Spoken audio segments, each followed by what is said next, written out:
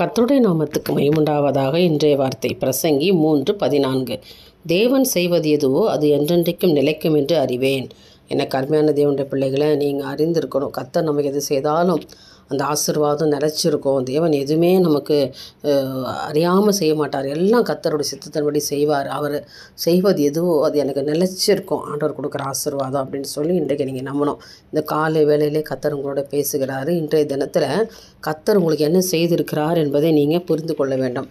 அவர் சகலத்தையும் செய்ய வல்லவர் இல்லையா? அவர் என்ன செய்ய நினச்சிருக்காரோ தடைப்படாது.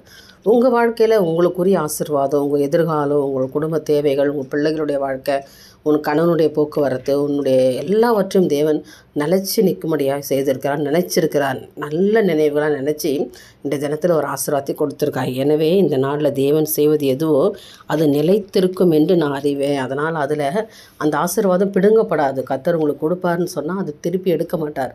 அதனால் இன்றைக்கு கொடுத்துருக்கிறாரு, கொடுக்க போகிறாரு. இந்த தினத்தை நீங்கள் பெற்றுக்கொள்ள போகிறீங்க. விசுவாசத்தோடு இந்த நாளை துவங்குங்க. கர்த்தர் இந்த நாளில் உங்களுக்கு எல்லாவற்றும் நிலைச்சிருக்கிற ஆசீர்வாதத்தை கொடுப்பாராக. தேவனுக்கே மகிமை உண்டாகட்டும். ஆமென்.